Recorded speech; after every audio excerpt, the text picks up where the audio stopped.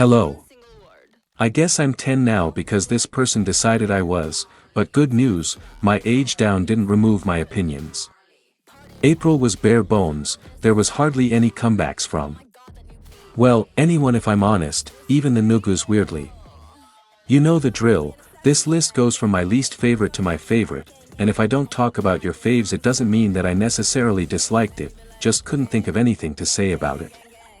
Before we start I have to say a fun fact, my April reviews last year was actually the first video I ever posted, I've taken it down since because it was horrible, but happy 1 year to this channel.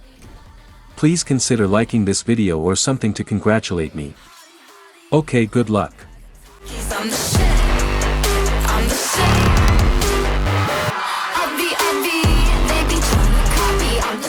They're not K-pop, but I couldn't ignore this just because of the overwhelming reaction to it.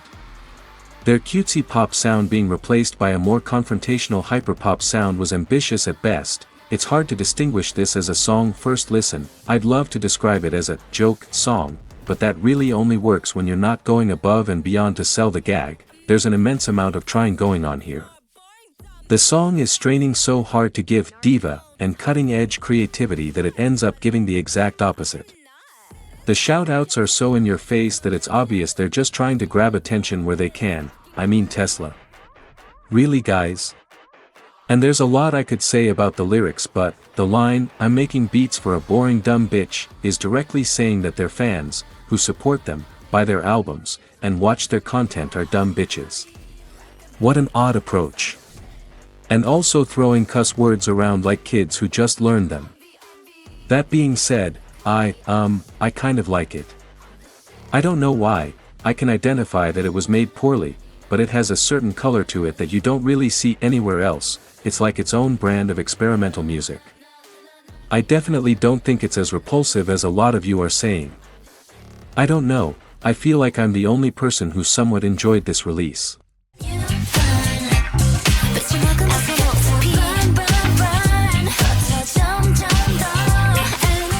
As far as I remember this is the first comeback by them since their debut last year.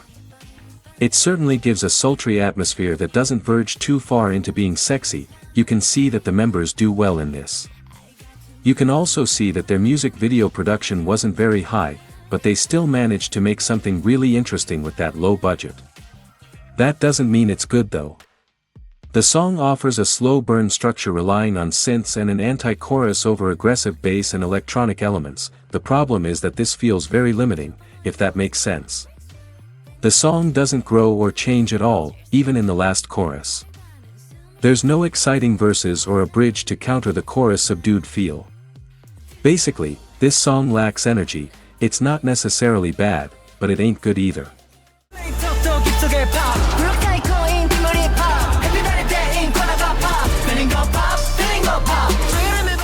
I personally will count this as K-pop considering this release was not only entirely in Korean but also promoted there too. I'm gonna be honest, I put off listening to them for a really long time. I just didn't really care for another NCT unit. I was happy with what we had, so I was skeptical. That and they were the Japanese unit, meaning J-pop, not K-pop, and I'm just not in that community. But I'd argue that the Wishies have proven themselves to be just as NCT as the other units. I don't care what you have to say about them not being neo enough, especially since it's mainly people outside of N-Citizen ragging on them. Hey guys, not your fandom, not your problem. If you don't know anything about NCT then you don't get to decide what belongs in Neo City. Now, this song isn't new or special, but it is unreasonably cute, like this is so sweet it'll make your teeth rot out of your mouth. The lyrics and choreography go well enough, they get their point across and match the song's energy. They use some of the overpowering cuteness to distract from the fact that they're not really singing, like at any point. It's just a whole lot of talk singing, like mediocre rapping but not, and then they make the music louder than the vocals, which is kinda overstimulating. I don't like that SM chose that course of action as it makes it look like the members can't sing, which I don't know, maybe they can't, but I doubt it. Overall, I'm a fan, it's good. I already have a predisposed adoration for cute concepts though.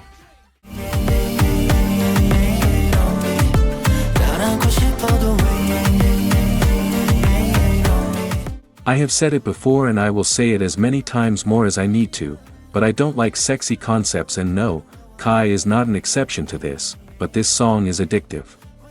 The Afrobeats paired with the soft blend of percussion and synth gives it a nice atmospheric feeling that supports and uplifts his typical airy vocals rather than drowning them. Kai's music is performance, and more specifically dance-based. You can almost picture a choreography in your mind even if you just listen to the track, which is good for a dancer like him, but it can limit where he goes in the future. I've always thought this. Same as the constant use of the sexy concept, it traps him into only ever doing this, and no one really cares as long as he has his shirt off, which upsets me honestly. I think the worst part of the song is the melodies. It's not very easy to sing along to even after listening many times, and I personally think that part is kinda important, at least to me. Overall, it is addicting in a strange way. I mean, I would and have replayed it simply just to hear the "I get it" part again.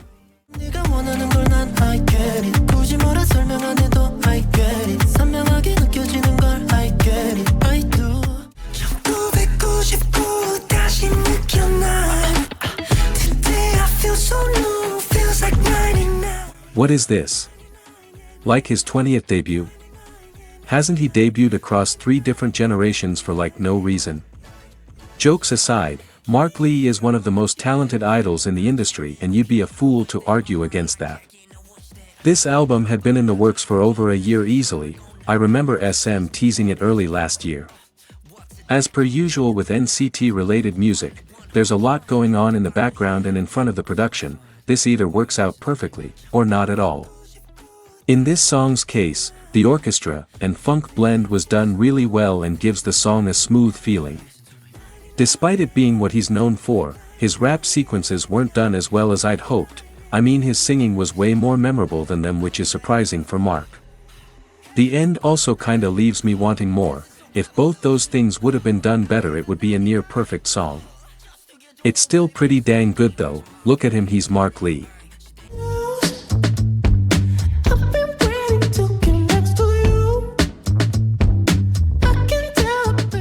Yeah, not technically a comeback, and I talk about enhypen too much. I don't care. I've been seeing an insane amount of people complain about this song by being like, it's not creative at all, they're just selling out to the West, they want Western validation and they over-sexualize the lyrics. Look dude, is it the pinnacle of creativity? No, why in the world are you surprised by this? It's so rare for a K-pop group to release something life-changing in general, but right before Coachella. You thought they were gonna do something crazy. Literally, what did you expect? Second of all, a singular song isn't selling out to the West. Heaven forbid they try different sounds, and even if they were, why does it matter? As long as the music's still good, I genuinely don't understand why y'all care. And last but not least, complaining about the lyrics being dirty. Are you new around here? Bite me, sacrifice, criminal love, fever, moonstruck, teeth, Lucifer. Do I need to continue? Like, this is not a new thing for enhypen, you just now realize it because it's in English not Korean, which is on you, not them. The song is objectively well made, the production is clean, you can clearly hear their vocals, no random raps, and the lyrics aren't particularly poetic, but they make sense. Whether you like the genre or not is up to you, but don't try to pin something on them that isn't true. I personally like the song, like seriously, I have listened to it probably too many times at this point. I literally start barking and whatnot when this comes on. I will yell every single lyric every time I hear it. So, please shut up, you're killing my vibe and it was just a single. God, I can never get any peace in this fandom.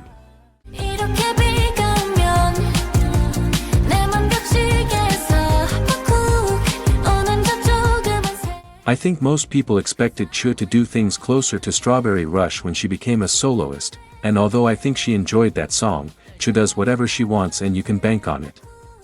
Although the general consensus of this song and music video seems to be falling in love with your straight best friend, I'd like to give a different perspective, mine.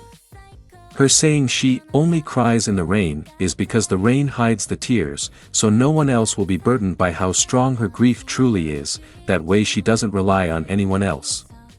This sentiment is reflected in the music video. the main plot point is that the three friends are going to different colleges, though all of them are sad they play it off to instead have fun.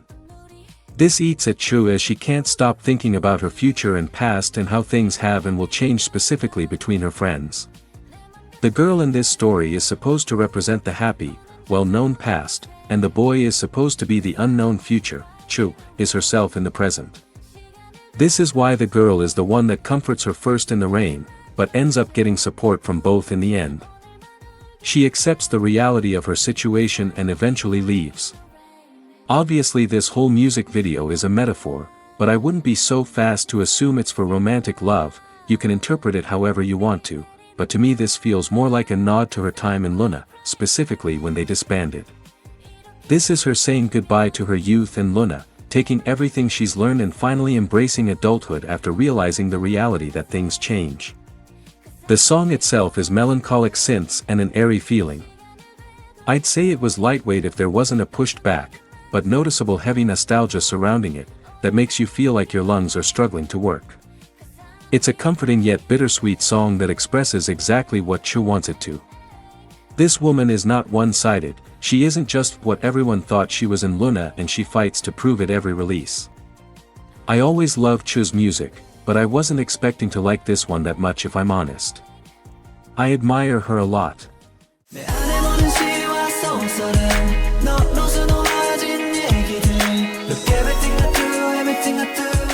I refuse to watch survival shows, so I didn't watch Project 7, but I did really adore Kenshin.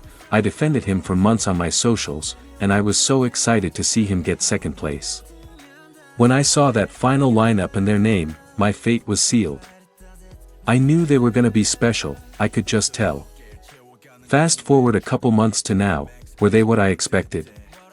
Well, the softer nature concept and R&B music proved to be rather idiosyncratic, which doesn't mean it's immediately good, but it does mean that their creative team has more commitment to musical depth over trends, especially with its over 3-minute run time.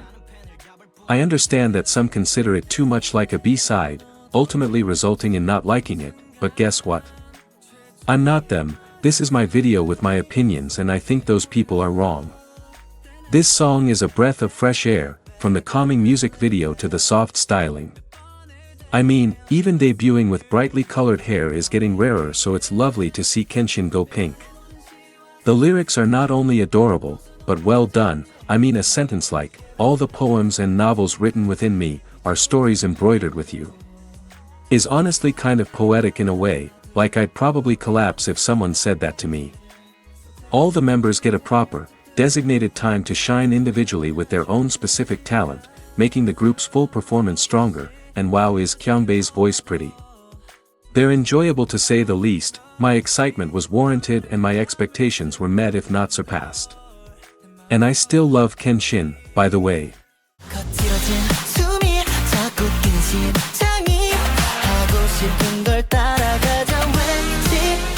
Despite forgetting them somehow in my Stan list video, I became 42 the day Hybe labels posted the OMYMY prologue.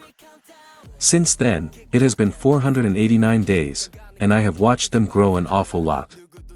Listen to me when I say that TWS is a group that lacks in no department at all. Their execution in everything is down to a T and they take their job very seriously.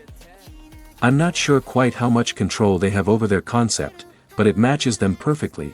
They embody the bittersweet feeling of nostalgia in a perfect way. I, being a very nostalgic person, cried over this, like no seriously I was sobbing.